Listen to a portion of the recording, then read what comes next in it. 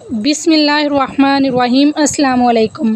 रबीउल अव्वल में सूरह कौसर का ये वजीफ़ा कर लें। इन्ना अतैना कल कौसर रबीउल अव्वल का ख़ास वजीफ़ा है और जो तरतीब में आपको बताऊंगी आपने उसी को फ़ॉलो करके उसी तरीके से आपने इस वजीफ़े को करना है। ठीक है मोहतरम नाज़रीन, रबीउल अव्वल का महीना बहुत ही बाबरकत और फजीलत वाला है क्योंकि इस महीने में हमारे प्यारे नबी हज़रत मोहम्मद सल्लल्लाहु अलैहि वसल्लम की वलादत बासआदत हुई। इस महीने इंसान की जो भी परेशानी हो, जो भी मुश्किल हो, सब दूर हो जाती है। आज का ये वजीफ़ा जो मैं आप लोगों को बताने लगी हूँ वो बहुत ही ख़ास वजीफ़ा है। एक जगह रवायत में है कि नबी करीम सल्लल्लाहु अलैहि वसल्लम ने फरमाया, ए अब्दुल्ला बिन कैस, क्या मैं तुम्हें जन्नत के ख़जानों में से एक ख़जाने के मतलब न बताऊँ? मैंने अर्ज़ किया, या रसूल अल्लाह सल्लल्लाहु अलैहि वसल्लम, क्यों नहीं, ज़रूर बताएं। तो आप सल्लल्लाहु अलैहि वसल्लम ने फरमाया, बस तुम कहो, ना गुनाह से बचने की हिम्मत है, ना नेकी करने की ताकत, और अल्लाह की तौफीक से ही है। आज का ये ख़ास वजीफ़ा सूरह कौसर और अल्लाह ताला के सफ़ाती नामों का है, मगर इतना ताकतवर तरीन और जलीलुल कदर अमल है कि हमारी जैसी नाक़िस ज़बान इसको बयान नहीं कर सकती। मेरे आका सल्लल्लाहु अलैहि वसल्लम की शान है ये। आपने नमाज ज़ोहर मेरे भाई मस्जिद में अदा कर लें और बहनें जो हैं वो सुकून से घर में अदा कर लें। अगर किसी वजह से घर में नमाज़ पढ़ते हैं तो फिर वो इनका एक अलग मसला है अगर मर्द हजरात, लेकिन कोशिश करें नमाज जो है वो मर्द हजरात मस्जिद में अदा करें, 5 वक़्त की नमाज अदा करें।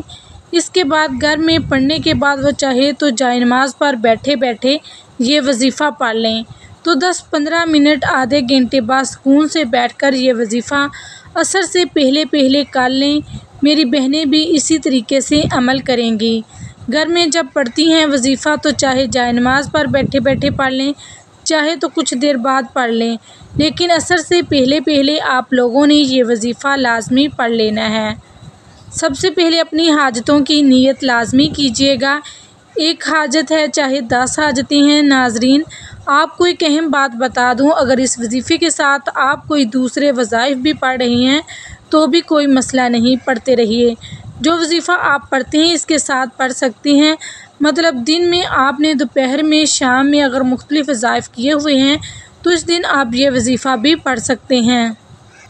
नियत करने के बाद ये वजीफ़ा पढ़ने के लिए बैठें तो एक मरतबा औज़ु बिल्लाहि मिनश शैतानिर रजीम पढ़ लें और एक मरतबा बिस्मिल्लाहिर्रहमानिर्रहीम पढ़ लें। इसके बाद एक मरतबा जो है वो आप लोग दुरूद पाक पढ़ सकते हैं। कोई भी दुरूद पाक पढ़ लें जो याद हो, आसान लगता हो। दुरूद इब्राहिमी पढ़ लें, ये सबसे छोटा दुरूद पाक सल्लल्लाहु अलैहि वसल्लम पढ़ लें। दुरूद इब्राहिम एक बार सवाब के तौर पर मेरे साथ भी पढ़ लें। अल्लाहुम्मा सल्ली अला मुहम्मद व अला आलि मुहम्मद कमा सल्लैता अला इब्राहीम व अला आलि इब्राहीम इन्नका हमीदुम मजीद। अल्लाहुम्मा बारिक अला मुहम्मद व अला आलि मुहम्मद कमा बारकता अला इब्राहीम व अला आलि इब्राहीम इन्नका हमीदुम मजीद। प्यारे नाजरीन, जो मैं तरतीब बता रही हूँ इसी तरतीब के साथ आपने इसको करना है। सबसे पहले दुरूद पाक पढ़ने के बाद आपने एक मरतबा सूरह कौसर पढ़ लें। इन्ना अतैना कल कौसर फसल्ली लिरब्बिका वनहार इन्ना शानियका हुवल अबतर। इसके बाद आपको यह वजीफ़ा 11 मरतबा या गनीऊ आप लोगों को पढ़ लेना है।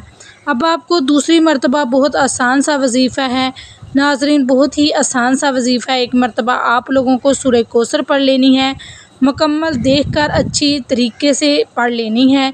इसके फ़ौरन बाद जो दूसरा वजीफ़ा है आप लोगों को जो पढ़ना है, या वहाबू या वहाबू या वहाबू, 11 मरतबा आपको पढ़ लेना है।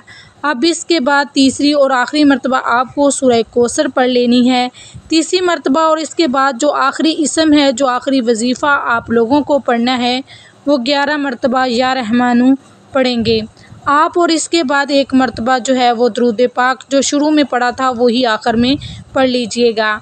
नाजरीन, वजीफ़े का तरीक़ाकार एक बार फिर से सुन लें ताकि कोई गलती ना हो। सबसे पहले औज़ु बिल्लाह आपने पढ़नी है, फिर आपने बिस्मिल्लाह पढ़नी है पूरी, फिर एक मरतबा दुरूद पाक, फिर इसके फ़ौरन बाद एक मरतबा सूरह अल कौसर, फिर 11 मरतबा या गनीयू, फिर इसके बाद 1 मरतबा सूरह कौसर, फिर 11 मरतबा या वहाबू, फिर 1 मरतबा सूरह कौसर, फिर 11 मरतबा या रहमानू।